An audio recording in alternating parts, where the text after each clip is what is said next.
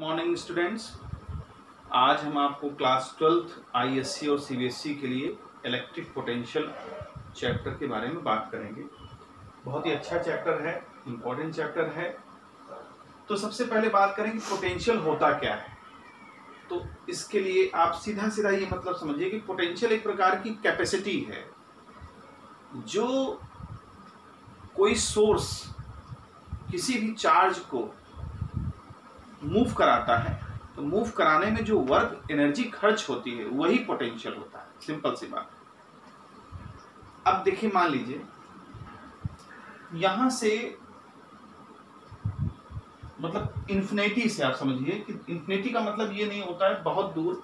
देखिए इन्फिनिटी हम लोग क्यों कहते हैं ये भी समझ लीजिए। इन्फिनिटी ये कहते हैं क्योंकि इन्फिनिटी एक ऐसी जगह है जहां पर पोटेंशियल जीरो होता है।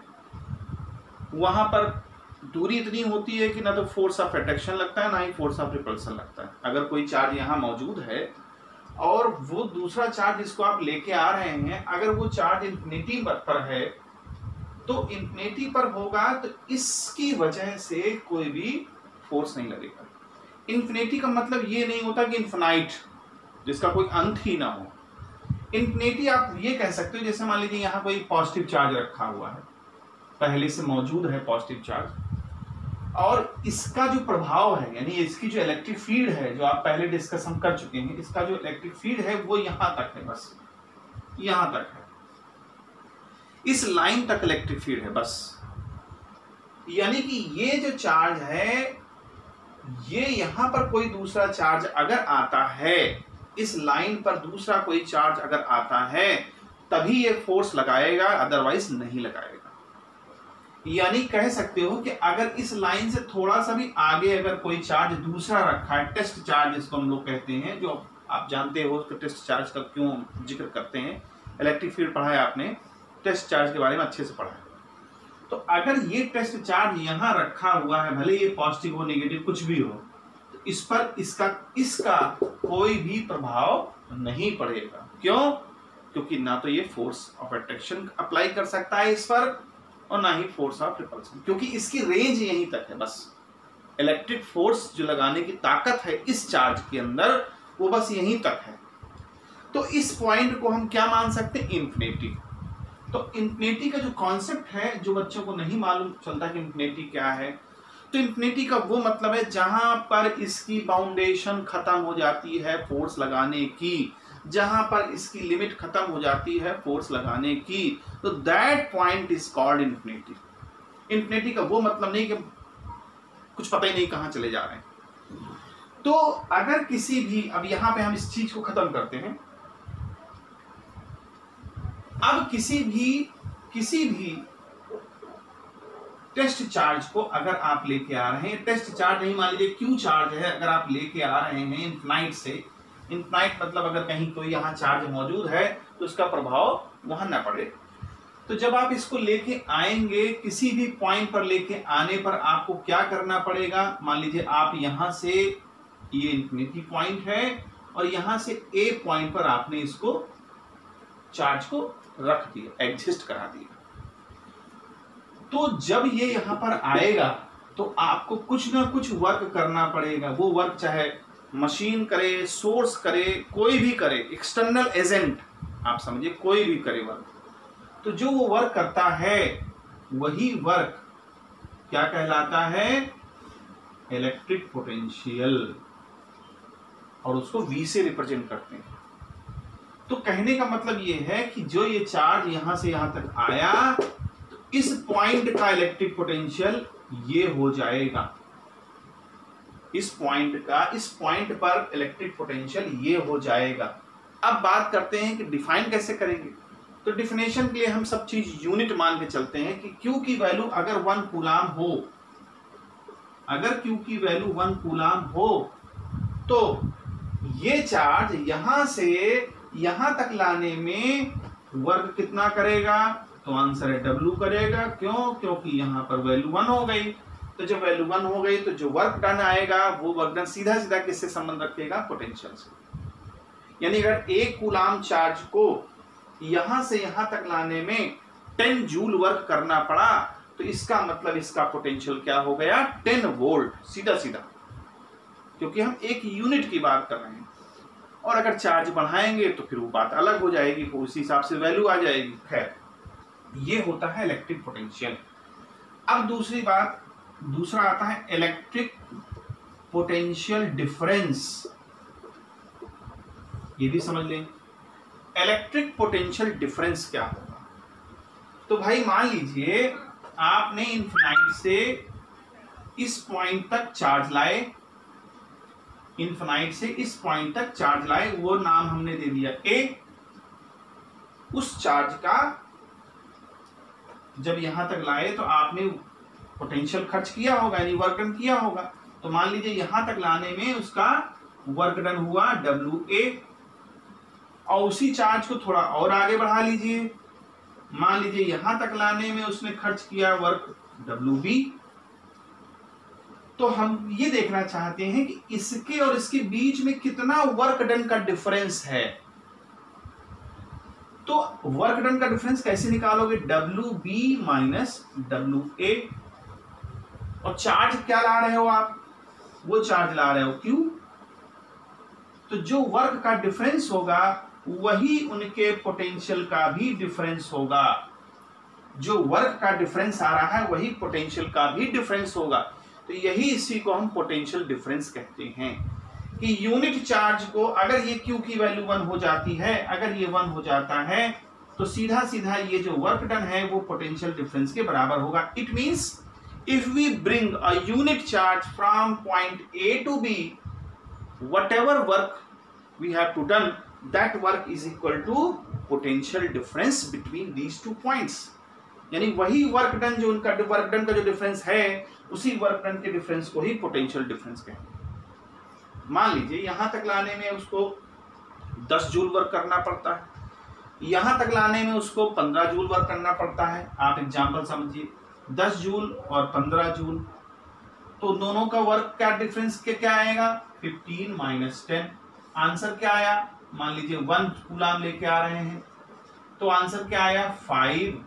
तो 5 क्या हो गया, 5 हो गया हमारा पोटेंशियल डिफरेंस। तो डिफरेंस किन्हीं 2 पॉइंट्स का होता है, और इलेक्ट्रिक पोटेंशियल हम सिंगल का लेते हैं कि कभी इन्फिनिटी से। अब इसको डिफाइन करना होगा तो कैसे करेंगे इसको, the work done to bringing a unit charge from infinity to this point is called electric potential of that point। ये क्लियर हो गया होगा। तो अब बात करते हैं, जैसे कभी कभी कहता है भाई 1 वोल्ट पोटेंशियल क्या होता है। अगर कहता है कोई कि व्हाट इज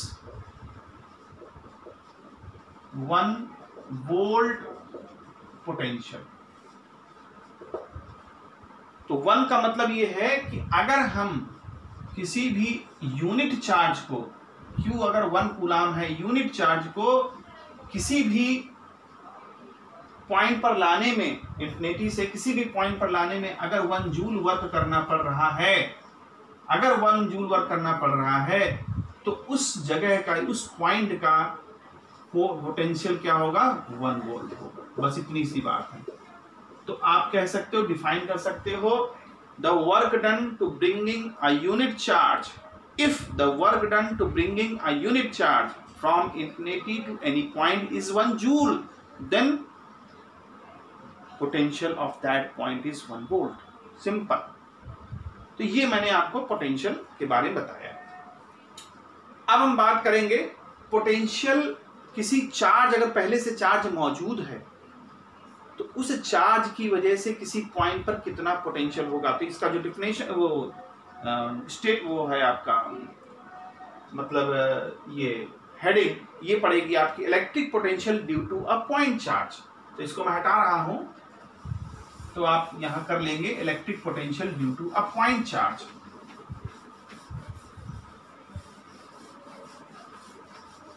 तो देखिए यहां पर electric potential due to point charge कैसे निकालेंगे, यानी पहले से वहां चार्ज मौजूद है और उस चार्ज के पास हम पोटेंशियल फाइंड करेंगे उसके आसपास। तो potential due to a point charge, यहां लिख सकते हैं potential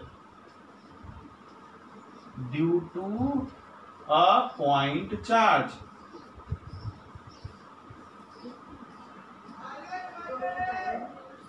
potential due to a point charge.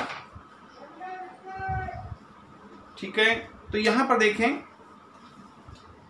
ये हमने एक फिगर बनाया, यहां पर एक चार्ज पहले से मौजूद है, पॉजिटिव चार्ज पहले से मौजूद है, इसका नाम दे दीजिए O पॉइंट, और यहां पर एक पॉइंट A है, यहां पर एक पॉइंट B है, और हम इंफिनिटी से किसी टेस्ट चार्ज को लेके आ रहे हैं, इंफिनिटी से किसी टेस्ट चार्ज को लेके आ रहे हैं।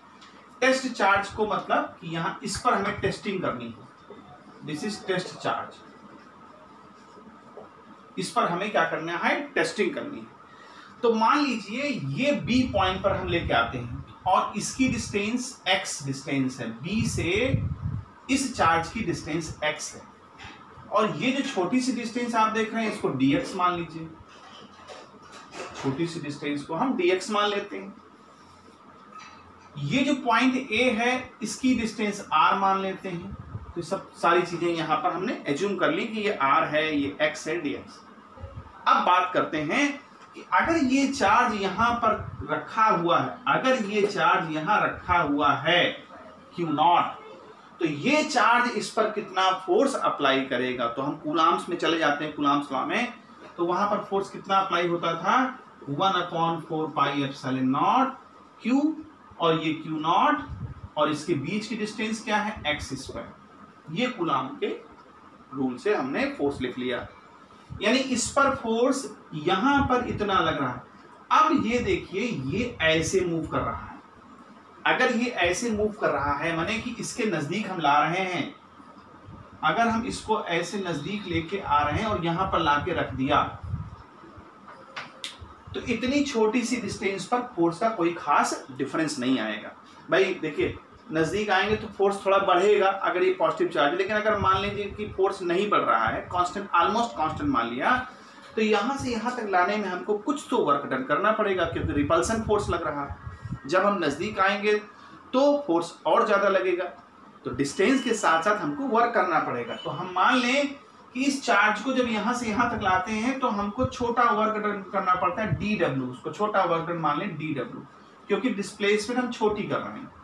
फोर्स और इसके, देखिए अब ध्यान समझिए, फोर्स की डायरेक्शन इधर है, डिस्प्लेसमेंट इधर कर रहे हैं, दोनों के बीच में 180 डिग्री एंगल बनेगा। इसको आप ऐसे भी समझ सकते हो, f dx cos 180, और जब cos 180 को हम ब्रेक करेंगे तो क्या आ जाएगा, -f dx। यानी इतना वर्क हमको करना पड़ेगा यहां से यहां तक लाने में। ये वर्क डन हमने निकाल दिया। अब फोर्स की यहां वैल्यू पुट कर सकते हैं, तो आंसर क्या आ जाएगा, -1/4πε0 Q0 upon x² dx। Clear हो गई बात यहां तक। लेकिन हमारा एम कुछ और ही है। हमारा एम क्या है कि अब हम बड़ा सोचें इसके बारे में। छोटा सोच लिया dx डिस्टेंस लाना, लेकिन अगर हम इसको हम लेके इंफिनिटी से आ रहे हों, अगर हम इस चार्ज को इंफिनिटी से लेके आ रहे हैं और यहां तक लाए,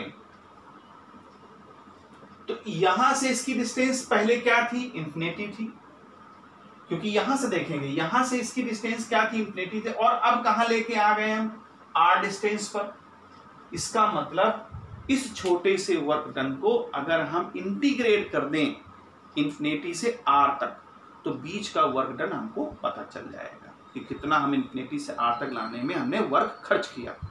तो यहां पर हम इस चीज को क्या कर सकते हैं, इंटीग्रेट कर सकते हैं। तो टोटल वर्क डन हमारा आ जाएगा इंफिनिटी से r तक, यानी जब हम इंफिनिटी पे थे तो यहां से डिस्टेंस इंफिनिटी थी, और जब यहां पर आ गए तो इसे यहां से डिस्टेंस r है, यानी इंफिनिटी से r के बीच का हमको वर्क डन पता चल जाएगा। तो अब इसको हम इंटीग्रेट करते हैं, 1/4πε0 Q0 dx अपॉन x²।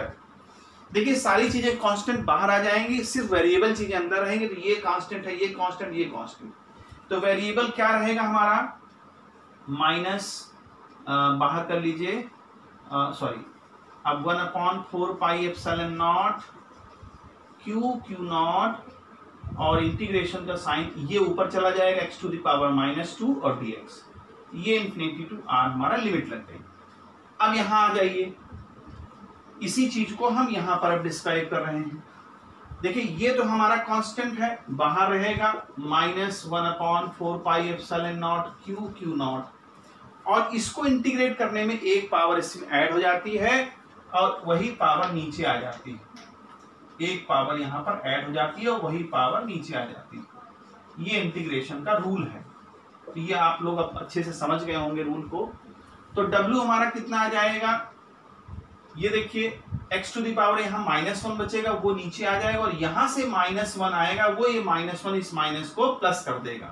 तो अब हम फाइनली क्या लिख सकते हैं, Q0 1/x, और हमारी लिमिट जो है वो इन्फिनिटी से r तक है, कोई प्रॉब्लम नहीं। अब हम क्या करें, इसमें हम वैल्यू पुट कर दें, जैसा कि हम करते हैं। तो क्या आ जाएगा, 1/4πε0 Q0 1/r माइनस 1/∞। अब देखिए 1/∞ 0 हो जाएगा, तो हमारे पास क्या बचेगा, अब सिर्फ W = 1/4πε0 Q0/r। ये हमारा वर्क आ गया, लेकिन हमको निकालना पोटेंशियल है। तो अकॉर्डिंग टू डिफिनेशन पोटेंशियल क्या होता है, हम किसको लेके आ रहे थे, Q0 को, किसको लेके आ रहे थे, Q0 को। तो हम क्या लिखेंगे यहाँ पर, जो वर्क डन करना पड़ा उसको लाने में, Q0 को जो लाने में वर्क डन करना पड़ा वो ये है, और ला किसको रहे थे, Q0 को। तो यहाँ वैल्यू Q0 पुट कर दे।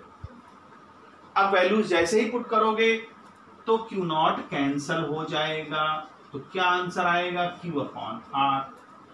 ये हमारा पोटेंशियल आ गया, ये हमारा पोटेंशियल आ गया। इसी पोटेंशियल को हम ये कह सकते हैं potential due to a point charge.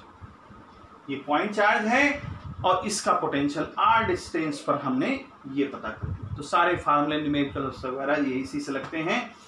और दूसरा इसका ग्राफ भी पूछा जाता है। देखिए v directly proportion, sorry inversely proportion है, यहां मैं बना देता हूं v 1/r के, अगर r का v से संबंध देखें तो यहाँ v और r क्या है, एक दूसरे की इनवर्सली प्रोपोर्शन। लेकिन इलेक्ट्रिक फील्ड जो हमने पहले पढ़ा है वो इलेक्ट्रिक फील्ड कैसा होता था, 1/r²। क्यों, क्योंकि इलेक्ट्रिक फील्ड का फार्मूला आपने पढ़ा हुआ है, E = 1/4πε0 Q/r²। तो इलेक्ट्रिक फील्ड का डिस्टेंस से क्या रिलेशन होता है, r² का रिलेशन होता है। तो यहाँ पे हम ग्राफ भी ड्रॉ कर सकते हैं। ग्राफ कैसा, देखिए यहाँ छोटा सा ग्राफ बना देते हैं, आपको कभी कभी ग्राफ भी पूछा जा सकता है। r हो गया, यहाँ पर देखिए ये एक पोटेंशियल का हो गया, ठीक है, और इलेक्ट्रिक फील्ड का मैं ऐसे बना देता हूं, ऐसे। रेड वाला इलेक्ट्रिक फील्ड को रिप्रेजेंट कर रहा है ग्राफ, और ब्लैक वाला वोल्टेज को रिप्रेजेंट कर रहा है। एक सिंगल पॉइंट ऐसा आएगा जहां पर वोल्टेज, और देखिए दोनों एक दूसरे को ग्राफ काट रहे हैं ना, यहां पर काट रहे हैं। ये पॉइंट कौन सा होगा, ये पॉइंट R1 के बराबर होगा। ये जो पॉइंट आपको दिख रहा है यहां पर E और V की वैल्यू बराबर होगी। E भी वही, देखिए V और E दोनों बराबर होगा कब, जब R की वैल्यू 1 हो जाए, यानी इस पॉइंट पर जहां इंटरसेक्शन पॉइंट दोनों ग्राफ का, वहां पर R की वैल्यू 1 होगी। और अगर R की वैल्यू 1 होगी तो आप 1 का स्क्वायर करेंगे तब भी 1 ही आएगा, और यहाँ 1 का तो 1 ही रहेगा, यानी E और V उस समय क्या हो जाएंगे, आपस में इक्वल हो जाएंगे। तो ये पॉइंट ग्राफ ये शो करता है कि एक यूनिट डिस्टेंस पर वोल्टेज और इलेक्ट्रिक फील्ड आपस में इक्वल होते हैं। तो इस तरह से इसको किया जाता है। उम्मीद है समझ आया होगा। नहीं समझ आया होगा तो फिर हमें कमेंट सेक्शन में कमेंट करेंगे, तब तक मैं आपको इसका जवाब दूंगा। ठीक है, ओके, बाय।